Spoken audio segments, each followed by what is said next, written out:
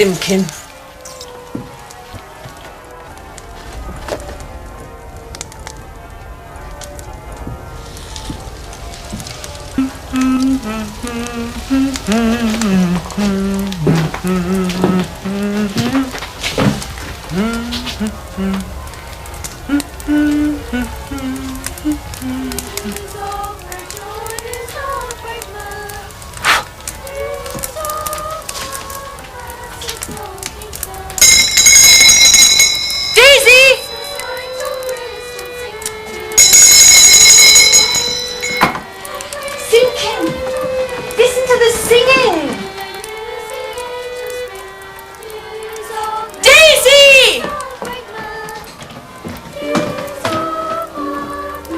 Nice, Daisy. Yes, sir.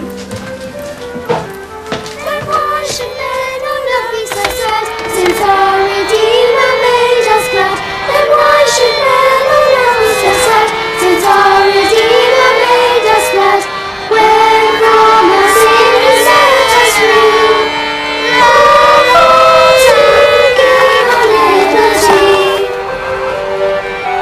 When sin departs before His grace, then life and health come in its place. When sin departs before His grace, then life and health come in its place. Angels and men with joy sing, all for to see the newborn King.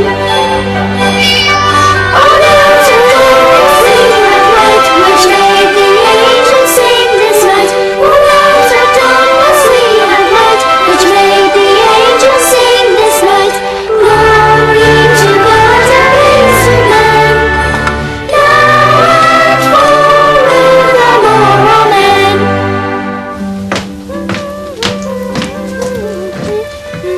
I never knew you had such a sweet singing voice, Daisy.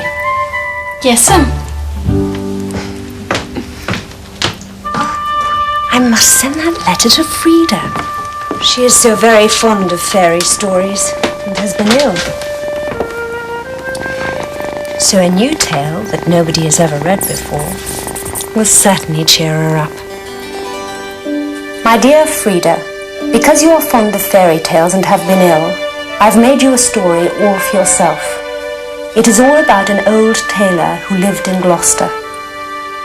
In the time of swords and periwigs and full-skirted coats with flowered lappets, when gentlemen wore ruffles and gold-laced waistcoats of paduasoy and taffeta, there lived a tailor in Gloucester. One bitter cold day near Christmas time, the tailor began to make a coat. The finest of wedding coats for the Mayor of Gloucester, and a cream-coloured satin waistcoat trimmed with gauze and green worsted chenille. Oh, now, how can I fashion this with the least waste of these expensive stuffs? For I am sure I cannot afford to waste the smallest piece. Now let me see.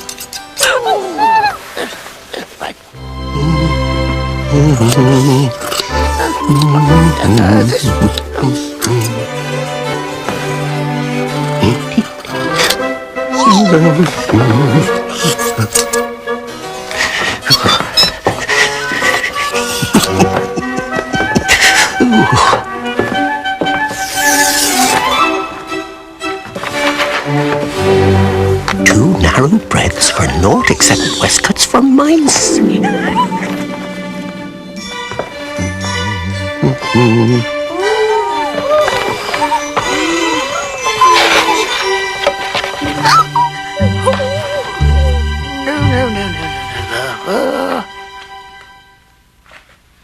Look what I've got. Oh, my! Oh, how beautiful! By my whiskers, I cannot remember when we last had silk of such quality on these premises. And look at this! And look at this! Perhaps there may just be... Yes! A magnificent coat, but we'll need more silk. Yes, thank you. Now we'll see. What does he say? Ah, yes. One bread there, one bread there, and more thread. Yes, more thread. Yes, and a measuring tape. Scissors. Pins. Needle. Yes. More silk. More. Silk. More silk. We need more silk. More silk. More silk.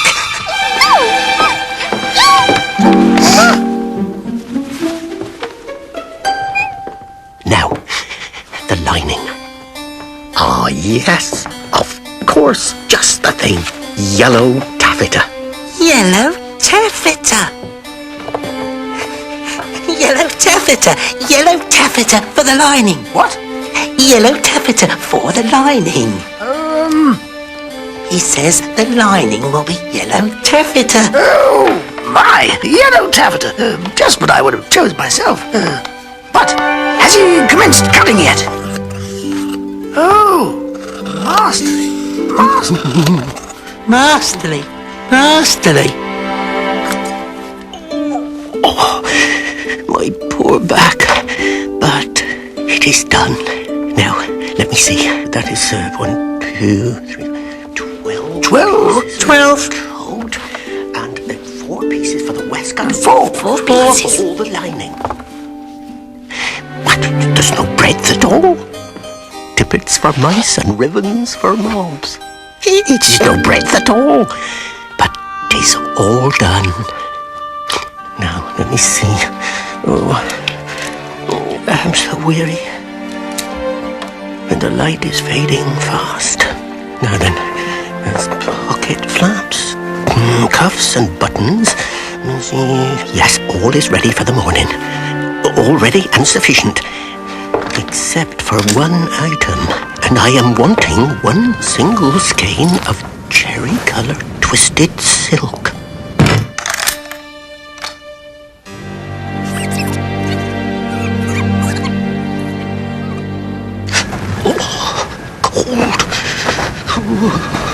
The tailor lived quite nearby in College Court. Being so poor, he rented just the kitchen of a house, next to the doorway to College Green. The mice were more fortunate and did not have to brave the bitter cold. With their secret passages and stairways, they could run from house to house.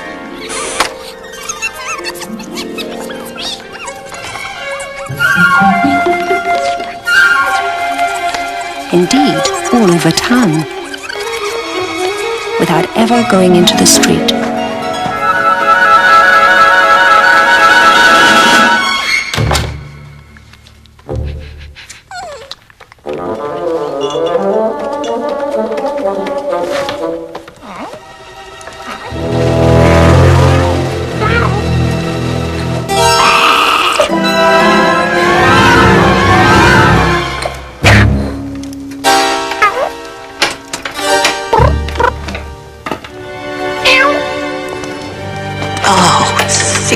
Old friend.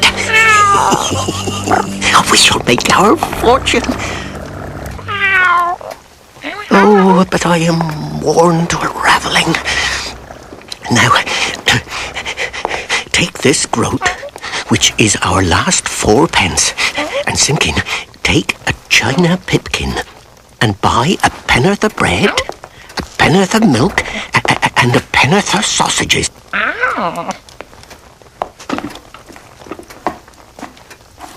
And, Simpkin, with the last penny of our 4p, buy me 1 pen'orth of cherry-coloured silk. But do not lose that last penny, Simpkin, or I am undone and worn to a thread paper, for I have no more twist. I shall make my fortune, to be cut on the bias. The Mayor of Gloucester is to be married on Christmas Day in the morning, and he hath ordered a coat and an embroidered waistcoat to be lined with yellow taffeta, and the taffeta sufficeth. There is no more left over in snippets than will serve to make tippets for mice.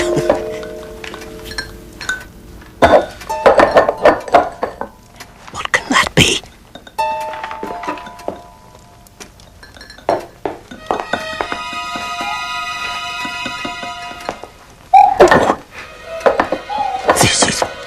very peculiar. Good gracious.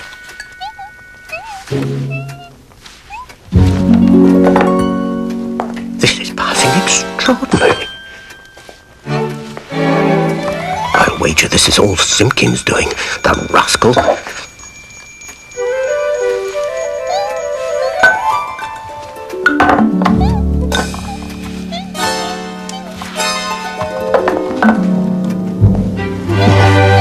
Most extraordinary.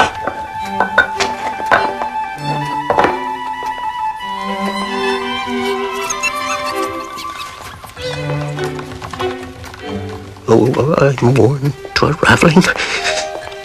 I wonder what... Was I wise to entrust my last 4 pence to Simpkin? I don't know. The waistcoat is cut out from peach-coloured satin, 1 and 20 buttonholes of cherry-coloured silk, to be finished by noon on Saturday. This is Tuesday evening. Oh... Was it right to let loose those mice, undoubtedly the property of Simpkin? Alack, I am undone, for I have no more twist.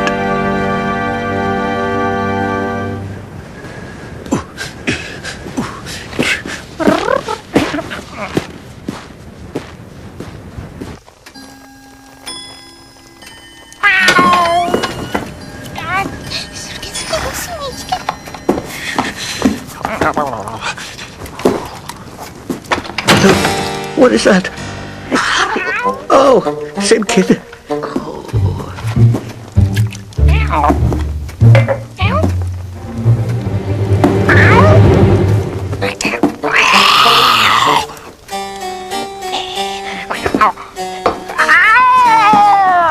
Simpkin, where's my twist? Where's my twist, Simpkin? Oh, Simpkin, I fear I am not well.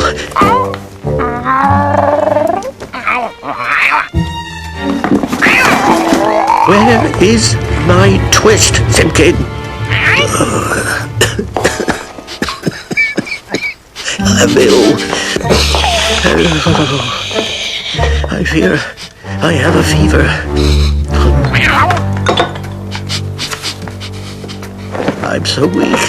Alack, my hand does tremble so. What of the embroidery?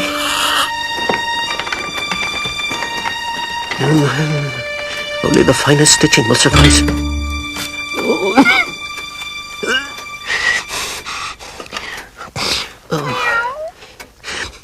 1 and 20 buttonholes. 1 and 20 buttonholes. Of cherry-coloured twist to be finished by noon. Oh, finished by noon. On Saturday. On Saturday? No more twist. No more twist? And it is already Tuesday. And it is Tuesday What is to become of the evening. cherry-coloured coat? No more twist. And what should he do? No more What is to twist. become of the cherry-coloured coat? Oh, Oh, yes. yes, yes. Yes. Wait for me. And the waistcoat. Embroidered with poppies and cornflowers. The waistcoat of cream-coloured satin by Saturday, you say? Cut on the cross. Yes, and lined with yellow taffeta. For the mayor's wedding. To be finished by Saturday, and it's Tuesday evening. Trimmed with gauze and chenille to be ready for Christmas Day.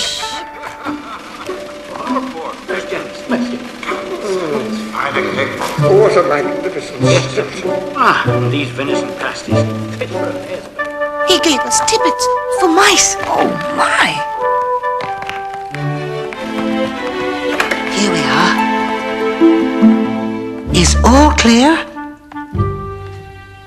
In the tailor's shop in Westcott Street, the embroidered silk and satin lay cut upon the table. And who should come to sew them when the window was barred and the door fast locked?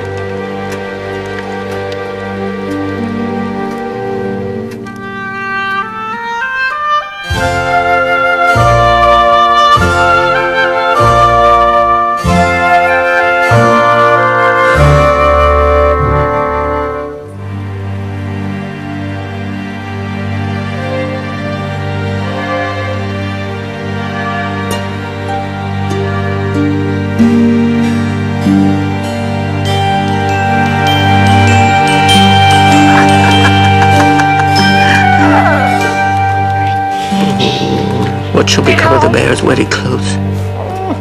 For there is no more twist. No more twist. The twist. The twist. What shall become of us?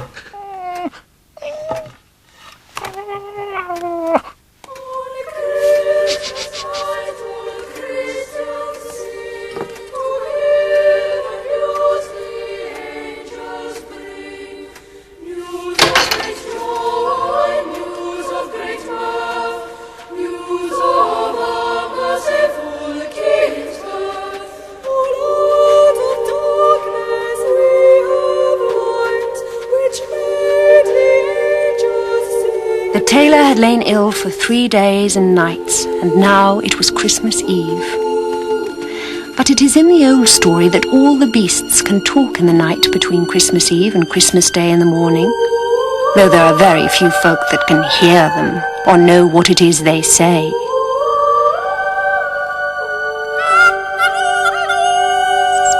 Get up and make your pies, bake your pies, bake your pies. Then get up and make your pies on Christmas Day in the morning. Oh, dilly, dilly, dilly, oh, dilly, dill.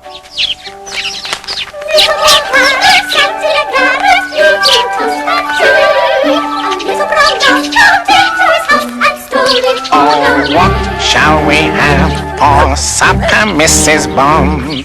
There's geese in the larder and ducks in the pond, but my master's cupboard is as empty as old Mother Hubbard's. Old Mother Hubbard went to the cupboard to fetch her dog a bone.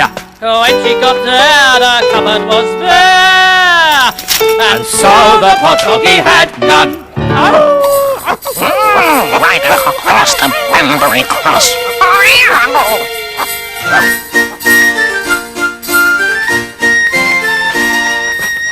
King Cole was a merry old soul, and a merry old soul was he. He called for his pipe, and he called for his bone, and he called for his fiddle three.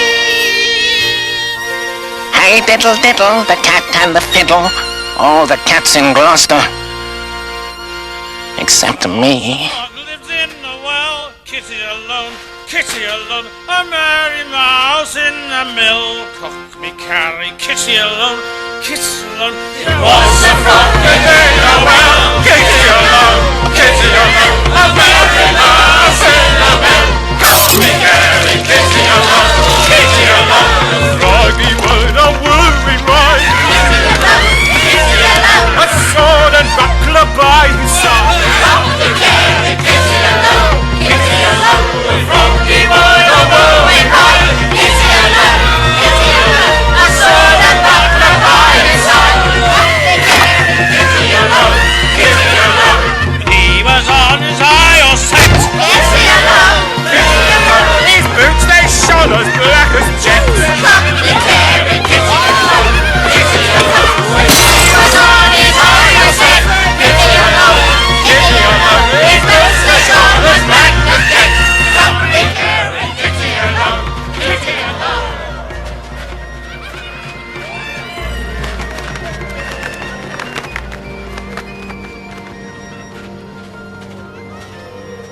Four and 20 tailors went to catch a snail.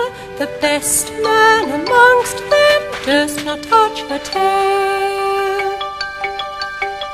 She poured out her horns like a little Tailor cow, and run, tailors, run, or she'll have you all eaten now.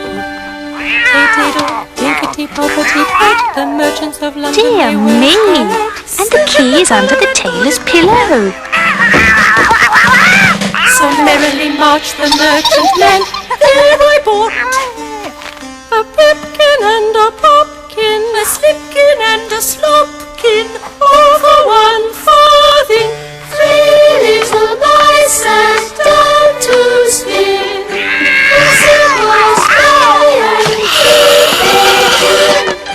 What are you worth, my 5 little men, making fools for gentlemen?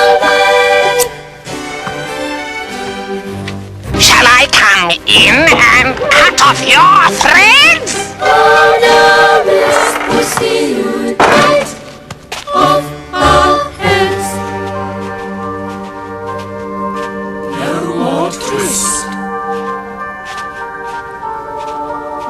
more twist. No more twist.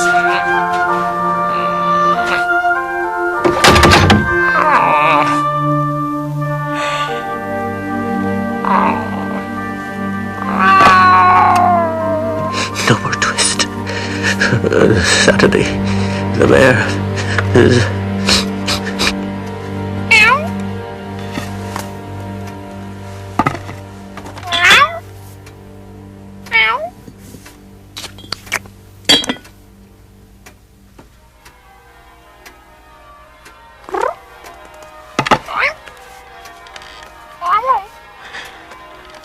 Alack, I am worn to a ravelling, but I have my twist.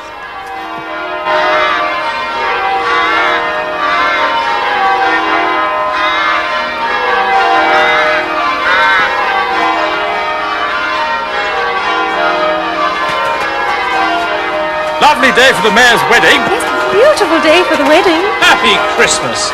A fine day. Yes, it's a beautiful day. Happy Christmas. A beautiful day for the mayor and his bride.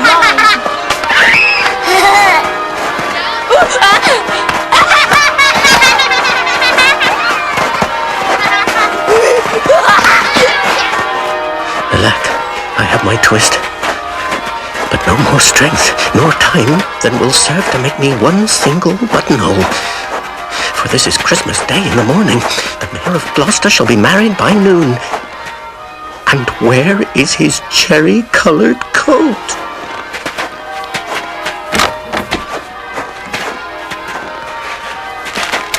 Mind sinking. Let me open the door.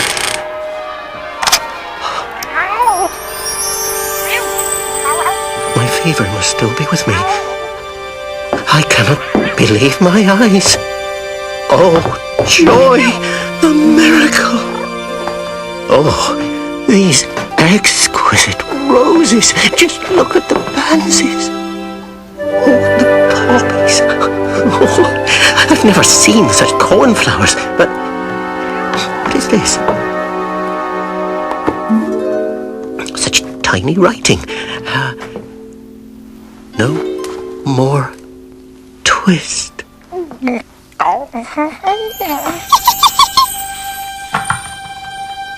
How beautiful. A fine coat. Such ruffles. Such embroidered cuffs and lappets. Just like the mayor's. Magnificent.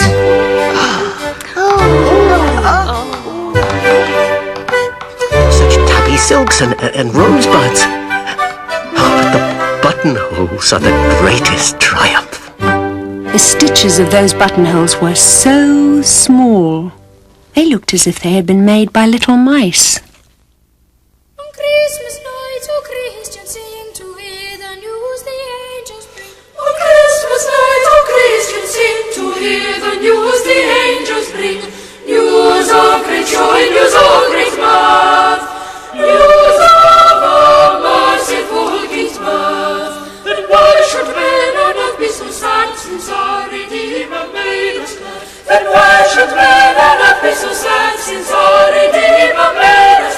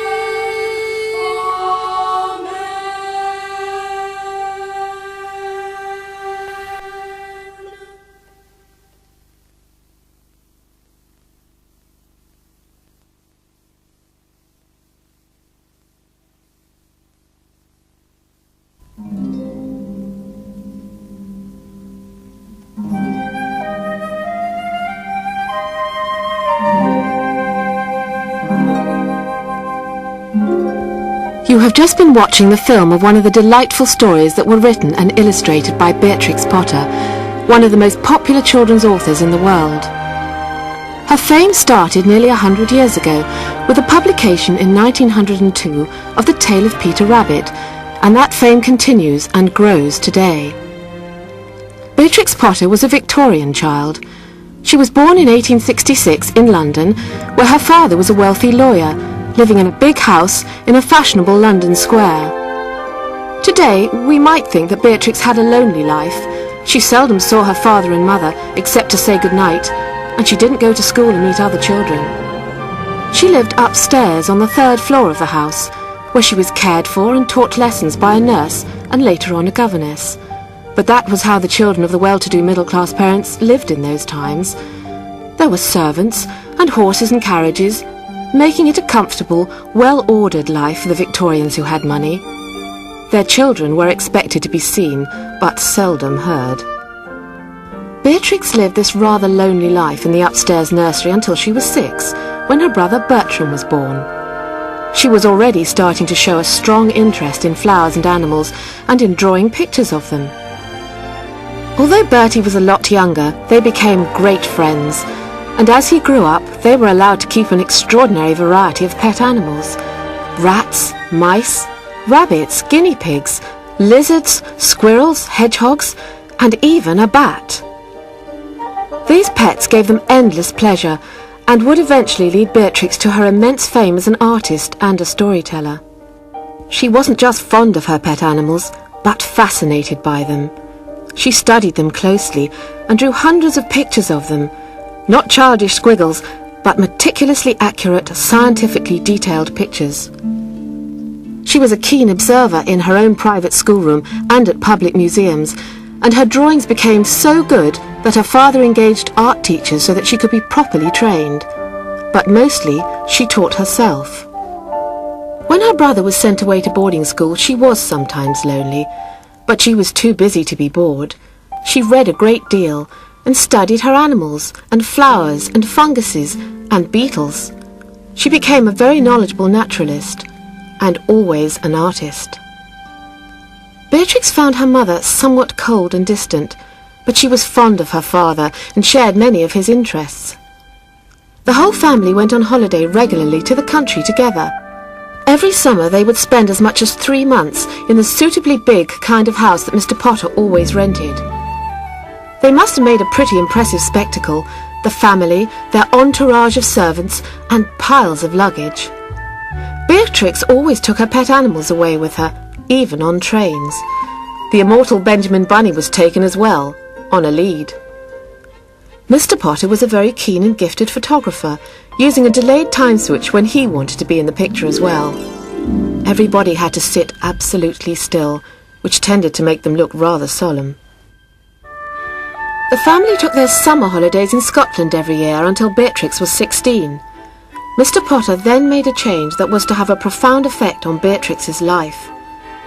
He chose a truly grand castle on the shores of Windermere in the English Lake District. At once Beatrix Potter fell in love with the place. That love was to last and inspire her throughout her life, so that she dedicated her last 30 years to the preservation of the Lake District for the children of today.